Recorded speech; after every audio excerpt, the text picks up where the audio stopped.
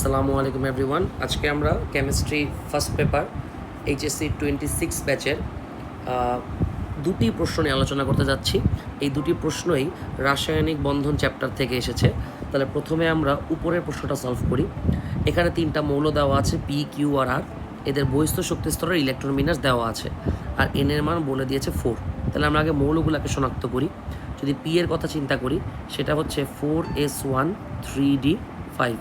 আমরা জানি এটা ক্রোমিয়ামের ইলেকট্রন বিন্যাস। কিউ বলতেছে 4s2 3d6। আমরা জানি এটা হচ্ছে আয়রনের ইলেকট্রন বিন্যাস। আর আর বলতেছে 4s2 3d10। এটা হচ্ছে জিঙ্কের ইলেকট্রন বিন্যাস। ওকে, মৌলগুলো শনাক্ত করে ফেললাম। গ নম্বর কোশ্চেনে আসি। বলা হয়েছে কিউ মৌলের দুটি ভিন্ন জারণ সংখ্যা বিশিষ্ট সালফেট লবণের গলনাঙ্কের ভিন্নতার কারণ ব্যাখ্যা করো। ওকে, তো আমরা কিউ মৌল নিয়ে কথা বলবো। কিউ মৌলটা হচ্ছে আয়রন। আয়রনের ভিন্ন দুটি জারণ সংখ্যা, অর্থাৎ আমরা জানি আয়রন 2+ হইতে পারে, আবার আয়রন 3+ হইতে পারে। এদের সালফেট লবণ, অর্থাৎ একটা হচ্ছে ফেরাস সালফেট আর একটা হচ্ছে ফেরিক সালফেট। সো দুইটাই কিন্তু আয়নিক যৌগ। আর আমরা জানি আয়নিক যৌগের গলনাঙ্ক সমযোজী যৌগের চেয়ে কী হয়, বেশি হয়। কিন্তু এখানে বলা হয়েছে যে এদের গলনাঙ্কের মধ্যে আমাকে তুলনা করতে হবে যে কার গলনাঙ্ক কম বা কার গলনাঙ্ক বেশি। অর্থাৎ এটা ডিরেক্টলি হিন্ট করতেছে ফাজানের নীতির দিকে। কারণ ফাজানের নীতি থেকে আমরা ইজিলি বের করতে পারি যে দুটি যৌগের মধ্যে কোনটি অধিক সমযোজী বা কোনটি কম সমযোজী। তো ফাজানের নীতির প্রথম পয়েন্টটাই ছিল ক্যাটায়নের আকার। অ্যান্ড মজার ব্যাপার হচ্ছে প্রথম পয়েন্টে আমরা আমাদের কাঙ্ক্ষিত উত্তরটা পেয়ে যাব। কারণ ক্যাটায়নের আমি একটু ভুল বলেছি। প্রথম পয়েন্টটা হচ্ছে ক্যাটায়নের চার্জ।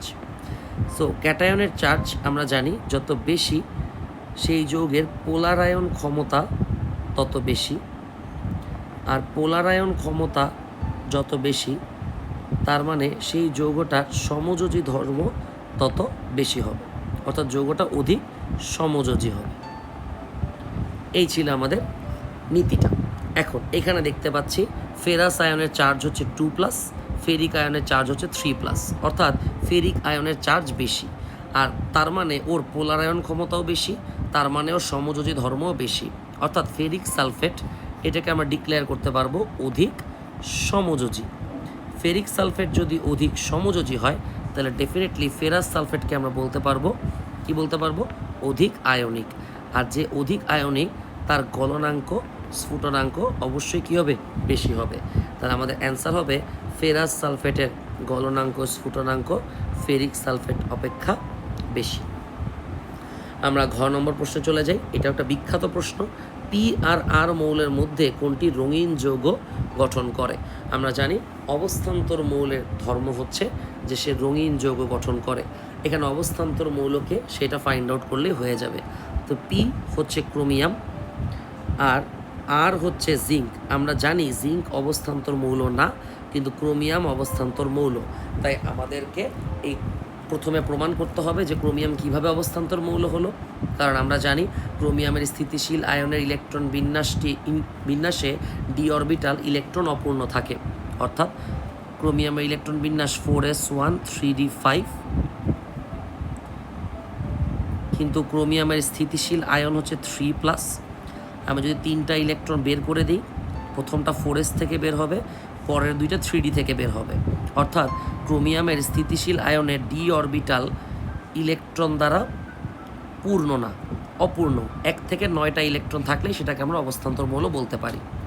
অন্যদিকে জিঙ্ক, যার ইলেকট্রন বিন্যাস হচ্ছে 4s2 3d10, কিন্তু জিঙ্কের স্থিতিশীল আয়ন হচ্ছে 2+, অর্থাৎ দুইটা ইলেকট্রন 4s থেকে যাবে। এখানে ডি অরবিটাল কিন্তু ইলেকট্রন পূর্ণ আছে, তাই জিঙ্ক অবস্থান্তর মৌল না। তাহলে ক্রোমিয়াম যেহেতু অবস্থান্তর মৌল, তেমন ওই রঙিন যৌগ গঠন করবে। এবার আপনাদেরকে সেটা চিত্রটাই বর্ণনা করতে হবে। ওকে, সো সেই চিত্রটা আমরা কীভাবে আঁকতে পারি সেটাও একটু আমি দেখিয়ে দিচ্ছি। তো আমাদেরকে আঁকতে হয় মূলত 3D অরবিটালের চিত্র আঁকতে হয়।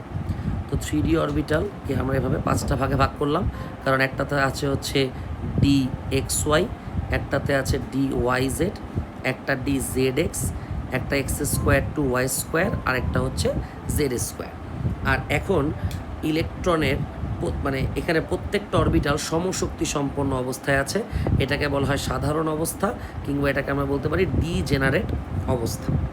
এখন ইলেকট্রনগুলো কিভাবে আছে, তো ক্রোমিয়াম 3+ মধ্যে আমরা ইলেকট্রনগুলোকে কিভাবে দেখতে পাচ্ছি, 4s0 3d3, অর্থাৎ 1টা 2টা 3টা, আর এইখানে কোনো ইলেকট্রন নেই, এইখানেও কোনো ইলেকট্রন নেই। এবার ও যখন অবস্থান রঙিন যৌগ গঠন করবে বা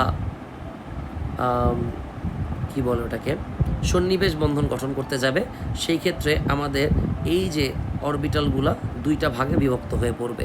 সেই অবস্থাটাকে আমরা বলি হচ্ছে নন ডিজেনারেট অবস্থা, অর্থাৎ এখন অরবিটালগুলোর শক্তি কিন্তু আর সমান থাকবে না।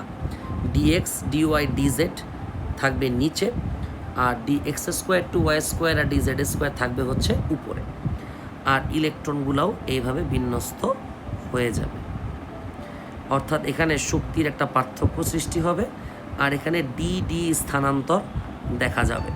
বাস এরকম চিত্রটা এঁকে এটাকে একটু ব্যাখ্যা করে দিলেই আমাদের ফুল নাম্বার নিশ্চিত করতে পারবো। তো আশা করি সবাই এই কোশ্চেনের সলভটা বুঝতে পেরেছেন।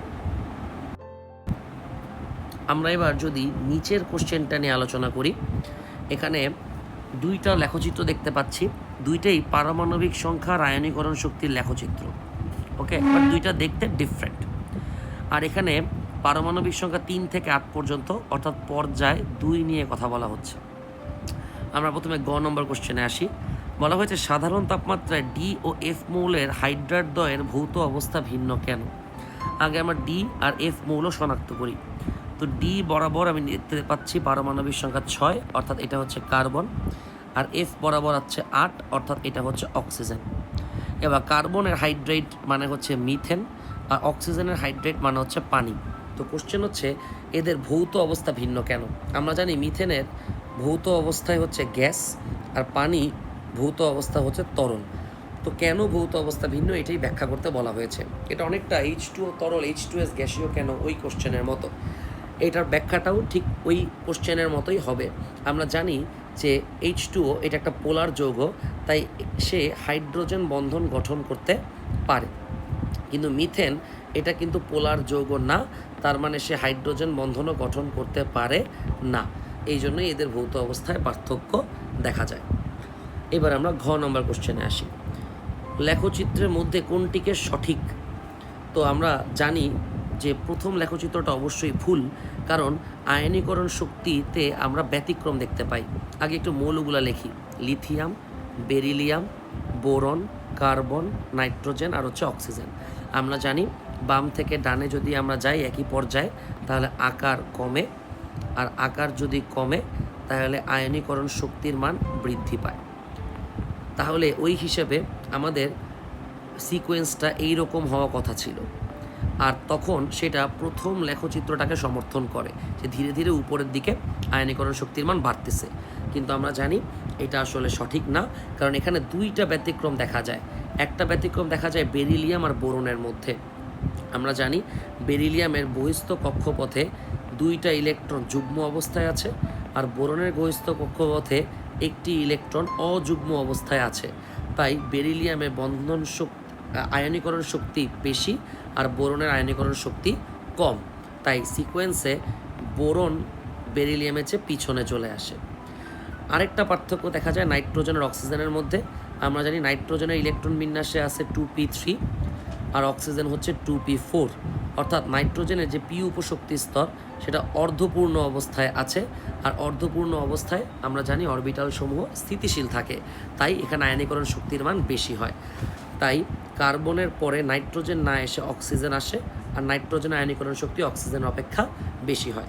সেই জন্য লেখচিত্রটাও এরকম হয়, লিথিয়াম থেকে উপরে উঠে বোরন, কিন্তু লিথিয়াম থেকে উপরে বেরিলিয়াম, কিন্তু বোরনের ক্ষেত্রে সেটা একটু ডাউন হয়ে যায়। আবার কার্বনের ক্ষেত্রে বৃদ্ধি পায়, নাইট্রোজেনের ক্ষেত্রেও সেটা বৃদ্ধি পায়, কিন্তু অক্সিজেনের ক্ষেত্রে সেটা আবার একটু কী হয়ে যায়, ডাউন হয়ে যায়। অর্থাৎ সেকেন্ড যে লেখচিত্রটা সেটাই যথার্থ। আশা করি সবাই বুঝতে পেরেছেন। ধন্যবাদ।